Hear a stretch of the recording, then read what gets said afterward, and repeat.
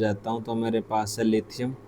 Lithium के साथ लिखता हूँ बेरिलियम, फिर boron, carbon, nitrogen, oxygen, fluorine. अगर मैं लेफ्ट हैंड साइड से राइट हैंड साइड की तरफ मूव कर रहा हूँ जी, मैंने पूछा जो मेरे पास एटॉमिक साइज है वो मेरे पास इंक्रीज होगा या मेरे पास डिक्रीज होगा।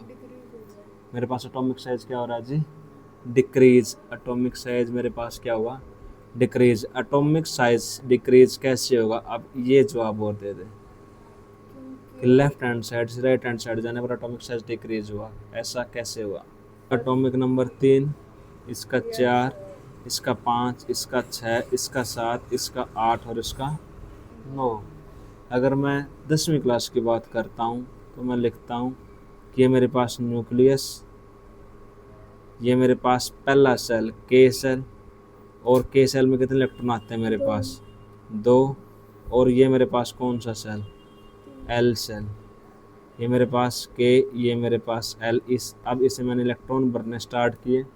एटॉमिक नंबर 3 था तो मैंने तीसरा इलेक्ट्रॉन, फिर बेरिलियम के लिए चौथा इलेक्ट्रॉन, बोरोन के लिए 5वां, फिर कार्बन 6ठा, फिर मेरे पास नाइट्रोजन 7वां, ऑक्सीजन 8वां और फ्लोरीन मेरे पास क्या है 9th।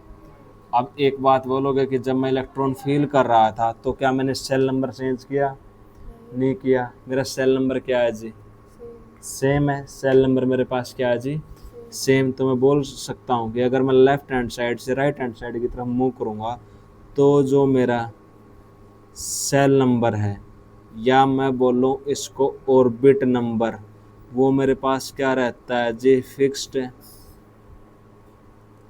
ये बात है जी, आई बात इतनी समझ में। लेकिन एक बात का आपको ये भी पता, जब आपका कोई भी मान लो ऑक्सीजन एटम है, वो उस ग्राउंड स्टेट में है, तो जितना उसका एटॉमिक नंबर होता है उसमें उतने इलेक्ट्रॉन होते हैं, उसमें उतने प्रोटॉन होते हैं जी। ठीक है जी। अगर लेफ्ट हैंड साइड से राइट हैंड साइड जाऊंगा तो मेरे नंबर ऑफ प्रोटॉन क्या होंगे जी, इंक्रीज होंगे। मेरे नंबर ऑफ प्रोटॉन्स क्या होंगे जी, इंक्रीज हुए। लेफ्ट से राइट जाने पर नंबर ऑफ प्रोटॉन इंक्रीज हो रहे। प्रोटॉन के इंक्रीज होने से मैं बोल सकता हूँ कि मेरा जो न्यूक्लियर चार्ज है वो क्या होगा जी, इंक्रीज होगा। क्योंकि ये बात बोली गई थी कि मेरे पास न्यूक्लियस में कौन कौन प्रेजेंट होता है, प्रोटॉन और न्यूट्रॉन। न्यूट्रॉन के ऊपर 0 चार्ज होता था, प्रोटॉन के ऊपर पॉजिटिव चार्ज। जितने मेरे पास प्रोटॉन उतना मेरा न्यूक्लियर चार्ज। अब जैसे लेफ्ट से राइट तक प्रोटॉन बढ़ेंगे तो न्यूक्लियर चार्ज बढ़ेगा। अगर आपका न्यूक्लियर चार्ज बढ़ रहा है तो आप बोलते थे कि आपके न्यूक्लियस के बीच में और जो आपके इलेक्ट्रॉन के बीच में फोर्स ऑफ अट्रैक्शन बढ़ती थी या घटती थी। न्यूक्लियर चार्ज के बढ़ने से फोर्स ऑफ अट्रैक्शन बढ़ेगी।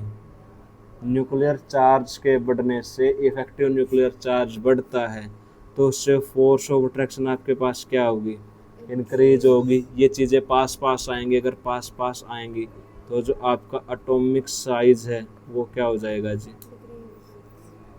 डिक्रीज हो जाएगा जी। आई बात समझ में। अगर आप लेफ्ट से राइट जा रहे हो तो एटॉमिक साइज आपके पास डिक्रीज होता है। डिक्रीज क्योंकि आपका सेल नंबर क्या रहता है जी, फिक्स है। सेल नंबर के फिक्स रहने से आपका एटॉमिक नंबर बढ़ रहा है जी। एटॉमिक नंबर के बढ़ने से न्यूक्लियर चार्ज बढ़ेगा। न्यूक्लियर चार्ज के बढ़ने से न्यूक्लियस के बीच में और इलेक्ट्रॉन के बीच में फोर्स ऑफ अट्रैक्शन बढ़ेगी। इस फोर्स ऑफ अट्रैक्शन के बढ़ने से फिर इलेक्ट्रॉन न्यूक्लियस से करीब आएगा तो एटॉमिक साइज क्या हो जाएगा जी, डिक्रीज। या आप बोलोगे कि जो आपकी एटॉमिक रेडियाई है वो क्या हो जाएगी जी, डिक्रीज। क्लियर।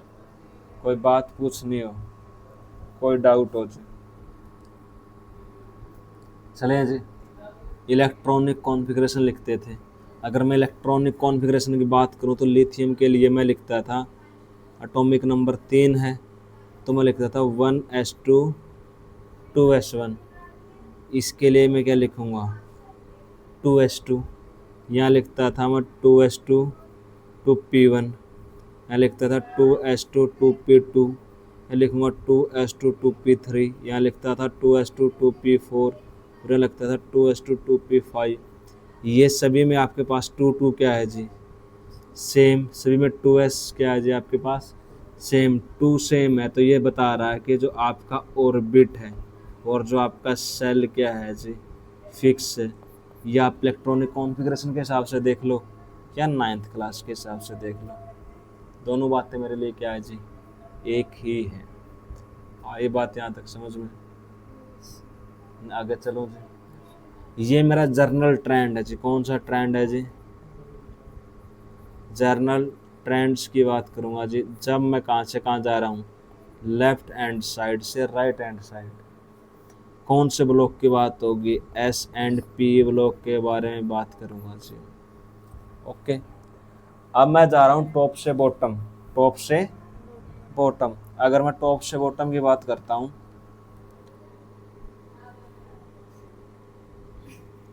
मेरे पास है हाइड्रोजन, फिर लिथियम, फिर सोडियम, फिर पोटासियम, फिर रुबिडियम, फिर सीजियम, और फिर मेरे पास फ्रेंशियम।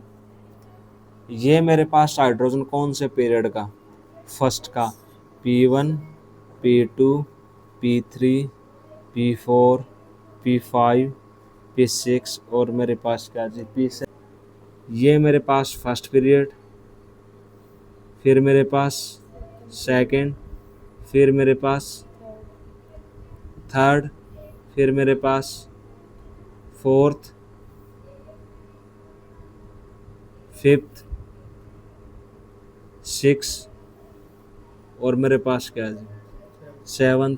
अगर मैं न्यूक्लियस से पीरियड्स ड्रा करता जा रहा हूँ तो इससे पास जा रहा हूँ, इससे दूर जा रहा हूँ, दूर जाने पर मेरी एटॉमिक रेडियस बढ़ रही है घट रही है, या अगर यहाँ से मैं आपसे दूर जाऊंगा तो मेरी रेडियस बढ़ेगी या घटेगी, मैं पहले तेरे पास, अब मैं तेरे से दूर, रेडियस बढ़ी या घटी, फिर घट रही है, रेडियस क्या होगी, बढ़ेगी। हमारी एनालिसिस देखी होगी, मेरे पास मत आओ वरना मैं तुम्हें बर्बाद कर दूंगी।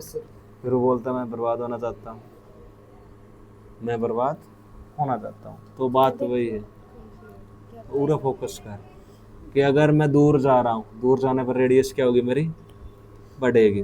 तो मैं इसमें सिंपल बोलूँगा कि अगर मैं टॉप से बॉटम की तरफ मूव कर रहा हूँ जी, रील्स बता दे सारी कहानी से, टॉप से बॉटम की तरफ गई तो मेरे पास जो सेल नंबर है जी वो क्या होता जा रहा है जी, इंक्रीज।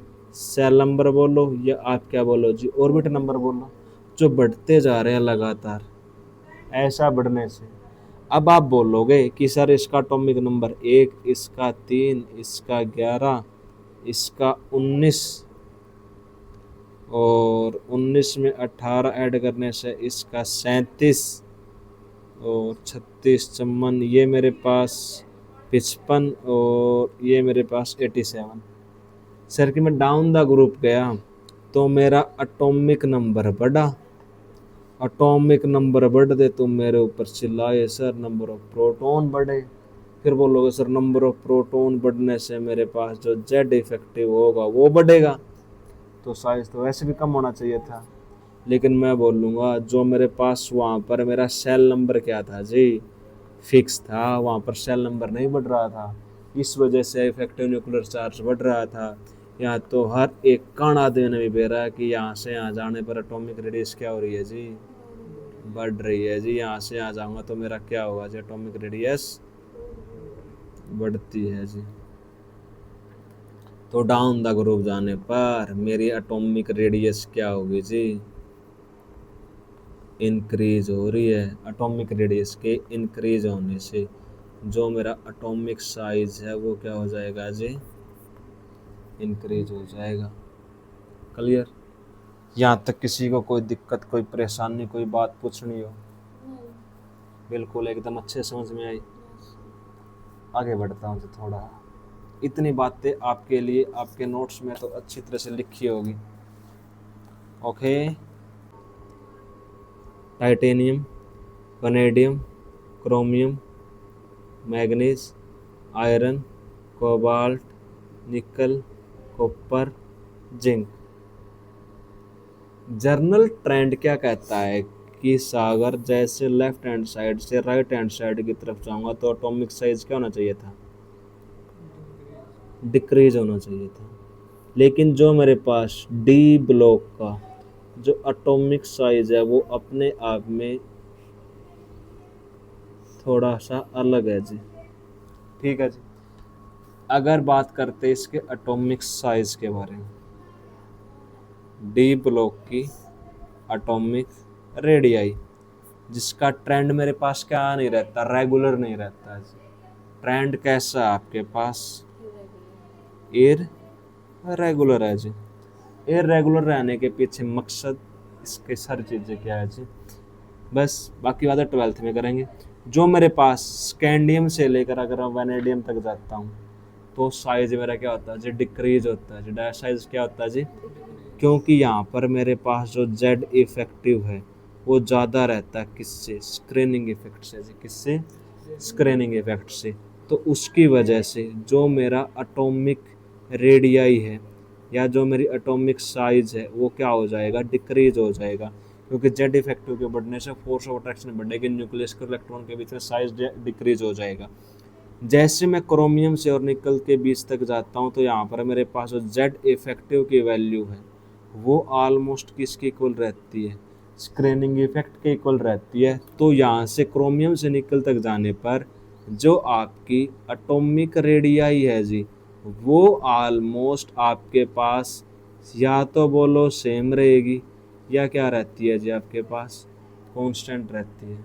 लेकिन जैसे आप कॉपर से जिंक की तरफ जाओगे यहाँ पर जाने पर जो आपका जेड इफेक्टिव है जी वो कम है, किससे, शील्डिंग इफेक्ट से। शील्डिंग इफेक्ट की पावर आपके पास क्या होगी जी, ज़्यादा। ज़्यादा होने की वजह से यहाँ पर आपकी जो एटॉमिक रेडियाई है जी वो क्या हो जाएगी, इंक्रीज हो जाती है जी। क्या होती जाती है जी, इंक्रीज। आई बात समझ में जी, क्लियर, कोई दिक्कत, कोई प्रॉब्लम, याद रखोगे। ये बात तो ठीक थी यहाँ तक। इसके नीचे के एलिमेंट आपको पता होंगे, ये डी ब्लॉक का ट्रेंड था।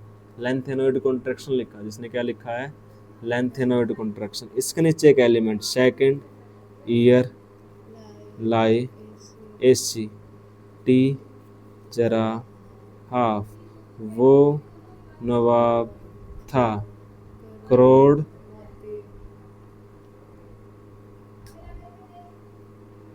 मोलिब्डेनम।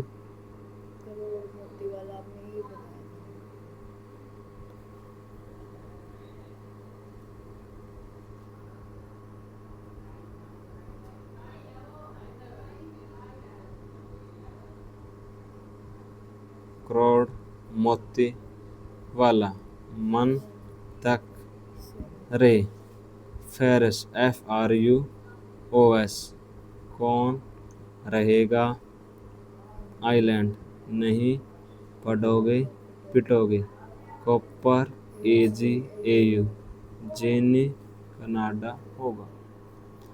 ये मेरे पास कौन सी सीरीज, मैंने इसको बोला था 3D सीरीज, इसको मैंने बोला था 4D सीरीज, और ये मेरे पास कौन सी 5D सीरीज। अब जैसे ही मैं डाउन द ग्रुप जाऊंगा तो मेरे पास साइज क्या होना चाहिए था, इंक्रीज होना चाहिए था। साइज क्या होना चाहिए था। अब मैंने देखा कि मेरे पास अगर स्कैंडियम वाले ग्रुप की बात करता हूँ, डाउन द ग्रुप जाने पर मेरा साइज क्या हो रहा था जी, इंक्रीज हो रहा था। जैसे मैं टाइटेनियम से किसकी तरफ गया, जिरकोनियम की तरफ, और वैनेडियम से ब्रोमियम की तरफ, तो मेरा साइज क्या हो रहा था जी, इंक्रीज हो रहा था। लेकिन जैसे ही मैं जिरकोनियम से किसकी तरफ गया, HF की तरफ, और NB से TA की तरफ गया, तो मेरा जो एटॉमिक साइज है वो ऑलमोस्ट क्या रहा जी, कांस्टेंट रहा जी। क्या हुआ, कांस्टेंट। ये मानो कि जैसे आप 3D से किसकी तरफ जा रहे थे, 4D की तरफ, तो जो आपका एटॉमिक साइज है वो क्या हो रहा था जी, इंक्रीज हो रहा था। और जैसे ही आप 4D से 5D की तरफ जाते हो तो आपका साइज क्या हुआ जी, सेम रहता है जी, ऑलमोस्ट साइज आपका क्या रहता है जी, कांस्टेंट रहेगा या क्या रहेगा जी, सेम रहेगा, कांस्टेंट या सेम। ऐसा किसकी वजह से, लेंथेनोइड कॉन्ट्रैक्शन की वजह से। किसकी वजह से, अब आपके पास लेंथेनाइड कॉन्ट्रैक्शन है, आपको ये बताना है कि लेंथेनाइड कॉन्ट्रैक्शन आपके पास क्या है। मैं आपको एक्सपेरिमेंटल डाटा प्रोवाइड करता हूँ जी। लेफ्ट से राइट में आपका साइज क्या होना चाहिए था, डिक्रीज होना चाहिए था, यही बात बोली थी 3D सीरीज के लिए। ये 1.4 से 1.32 आया जी, फिर 1.2। हमने बोला था कि जैसे ही मैं स्कैंडियम से वेनेडियम की तरफ जाऊंगा साइज मेरे पास डिक्रीज होगा, 144 था 132 हो गया, 122 हो गया। जैसे ही मैं क्रोमियम से निकिल तक जाता हूं तो मेरे पास साइज ऑलमोस्ट बराबर रहता है जी, 1.17 1.17 1.17 1.16 1.15 0.002 का डिफरेंस है जो माइनर था वो भी एंगस्ट्रॉन में। फिर लास्ट में जाने के बाद फिर से साइज मेरे पास क्या होगा जी, इंक्रीज हो गया। फिर भी मान सकते हैं कि बताएं तो कि इंक्रीज हो रहा मेरे पास। अब देखो जी, एक डाटा, दूसरा डाटा मेरे को क्या कहता है कि मैं स्कैंडियम से किसकी तरफ गया जी, यूटेरियम, और यूटेरियम से लेंथेनम। ओके, तो 144 162 169। लेकिन जैसे ही मैं टाइटेनियम से किसकी तरफ जाता हूँ, जिरकोनियम की तरफ, 132 से कितना साइज हुआ, 145, 145 से फिर क्या होगा 144, 122 से 134 हो यार, 134 से फिर क्या रहा 134, 117 से 129, 129 130, एक 117 से आपके पास इसका डाटा नहीं, आपके पास 128, 124 126, 125 126 आएगा तब बताएंगे, इसमें नहीं लिखा हुआ, दूसरे बुक में होगा आपके पास। 128 129 134 134 141 144, डाटा आपके पास ऑलमोस्ट क्या है जी, सेम है जी।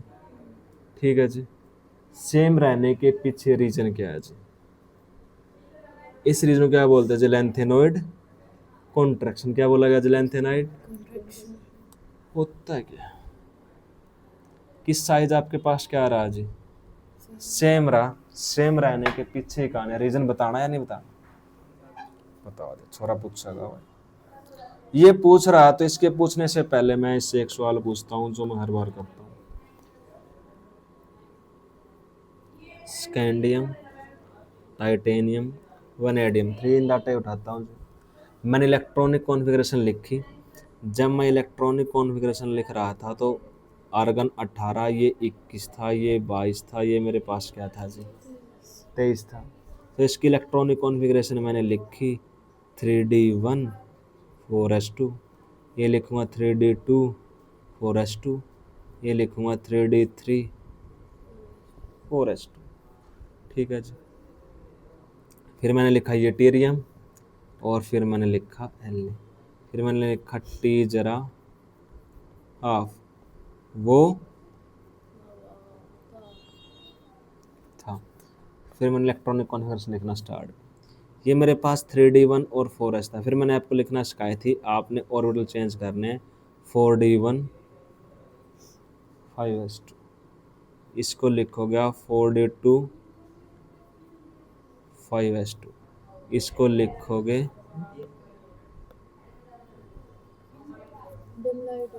4D3 5s2, नेक्स्ट को लिखोगे आप 5D1 6s2, इसको आप लिखोगे 5D2 6s2, इसको लिखोगे 5D3 6s2। एटॉमिक नंबर, इसका एटॉमिक नंबर आपके पास 21, इसका 39, इसका 57, ये 22, ये 40, और इसका एटॉमिक नंबर कितना 72, ये मेरे पास 73, ये 40 है, तो ये मेरे पास 41 है।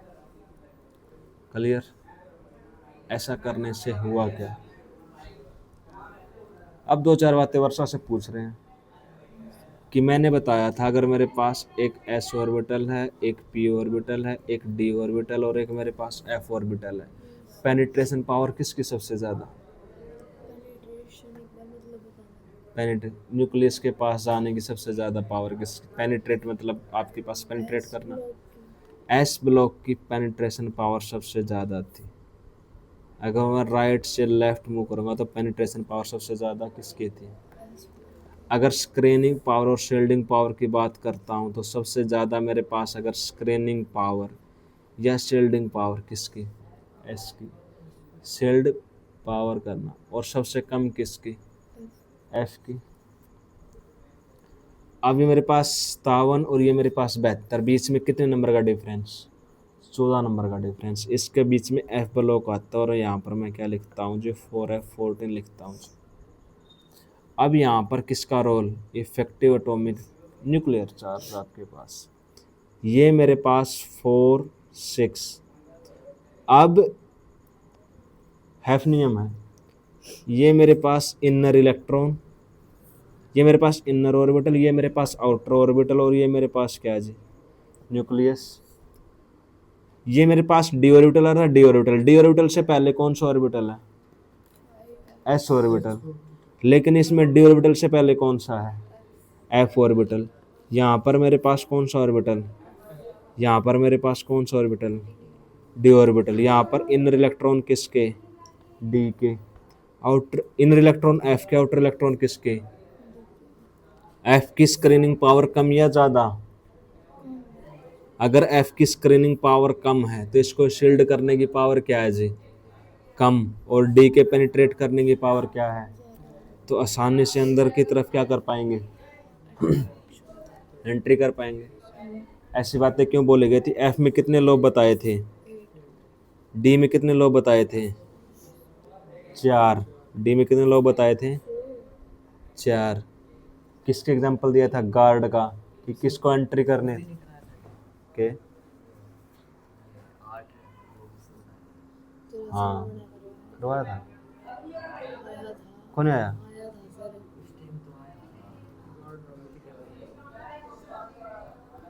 भाई फिर छोटे जादूगर समझाता हूँ। ये मेरे पास एस, ये मेरे पास पी, ये मेरे पास डी और ये मेरे पास एफ। मेरे पास एफ कैसा, एस कैसा? स्फेरिकल। तो मेरे पास एस में कितने लोब होते हैं? 1। पी मेरे पास डंबल शेप के इतने लोब? 2। डी में मेरे पास कितने लोब? 4। और एफ में मेरे पास कितने लोब? 8 लोब। अगर मैं लोब का जिक्र करता हूँ तो किस जैसे?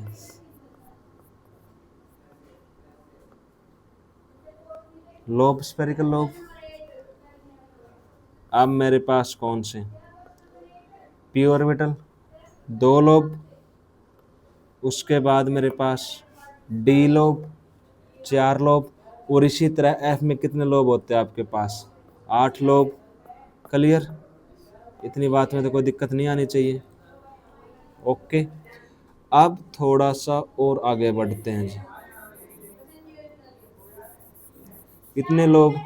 मैं एक इलेक्ट्रॉन की बात करता हूँ, इलेक्ट्रॉन डेंसिटी पर lobe.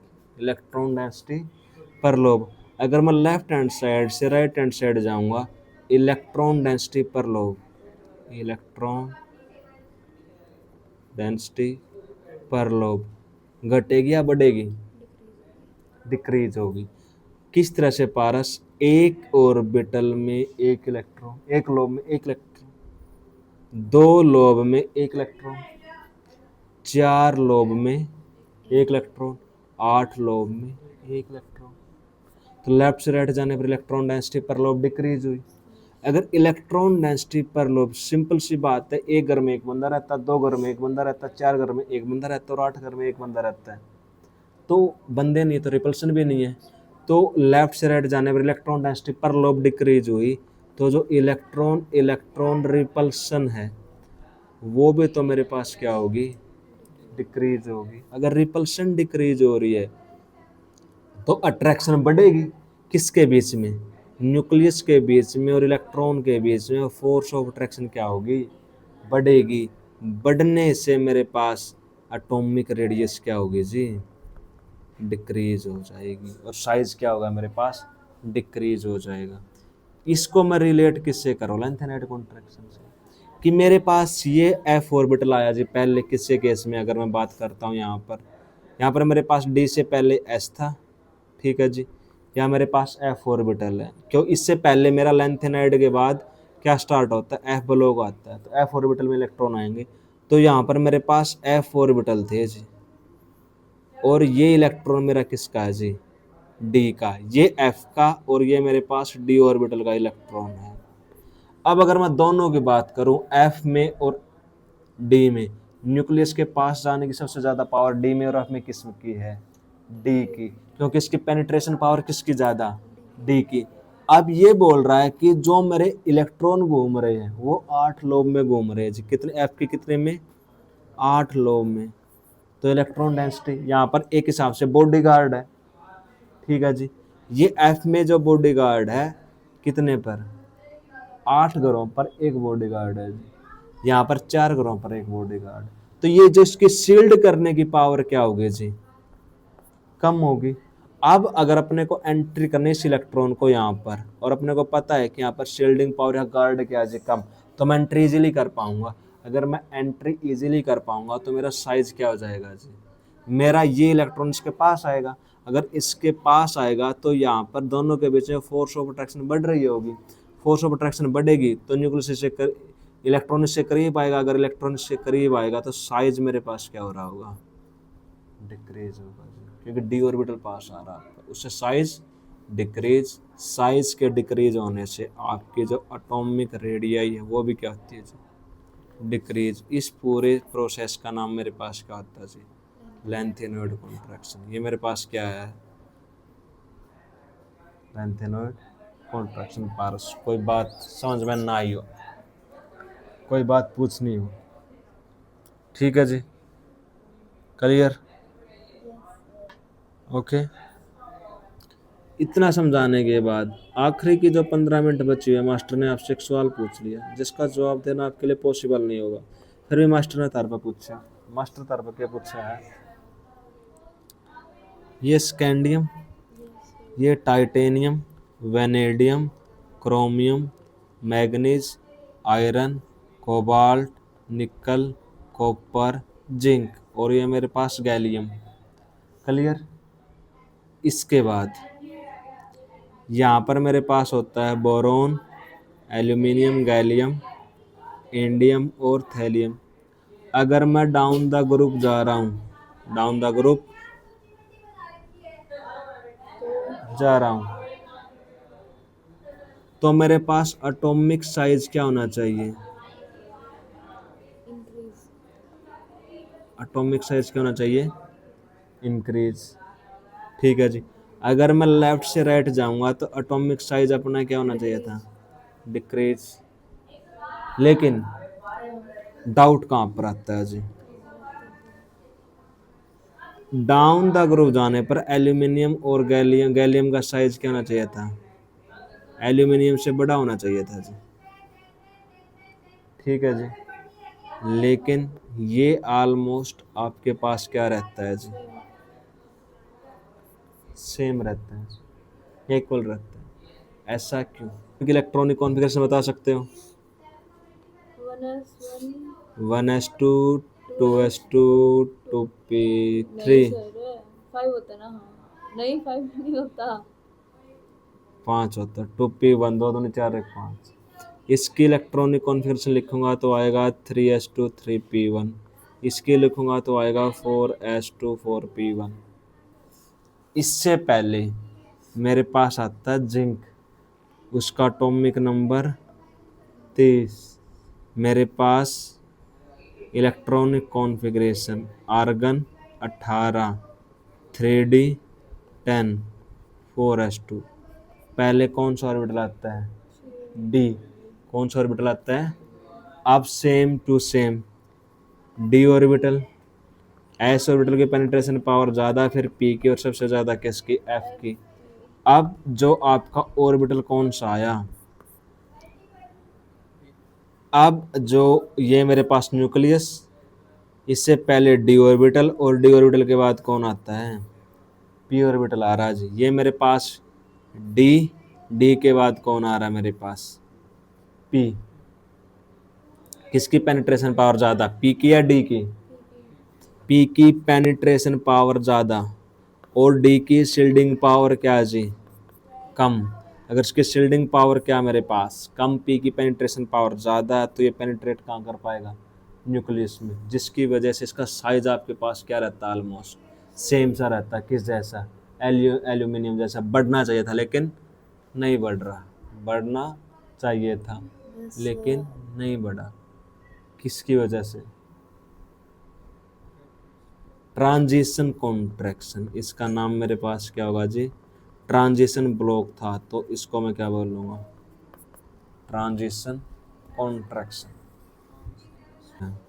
Lithium, beryllium, boron, carbon, nitrogen, oxygen, fluorine. फिर नहीं कोई हमारा सेकंड यूटी होगा, फिर मास्टर वो करवा दे, सर नहीं होता अब यूटी। मेरे पास नियॉन। ठीक है जी, देखो दोबारा से, ये कट करूँगा बीच में से, चुप। Lithium, beryllium, boron, carbon, nitrogen, oxygen, fluorine, neon. अगर मैं लिथियम से किसकी तरफ जाऊंगा, फ्लोरीन की तरफ, यहाँ तक तो मेरा साइज क्या होगा जी, डिक्रीज। लेकिन जो मेरे पास नोबल गैस होती है, नोबल गैस का साइज मेरे पास क्या हो जाता है जी, इंक्रीज, क्योंकि मेरे पास फुल्ली फील्ड सेल है जी। मेरे पास कौन से है जी, फुल्ली फील्ड है जी। क्लियर, सेम टू सेम हर एक स्पीशीज में आपके पास ऐसा ही होगा। जैसे मैं स्कैंडियम से किसकी तरफ जा रहा था, जिंक की तरफ, और लास्ट में जाने पर जिंक का एटॉमिक साइज क्या हो गया था, इंक्रीज हो गया था, क्योंकि यहाँ पर ये मेरे पास क्या है जी, फुल्ली फील्ड ऑर्बिटल है जी इसकी, डन डन।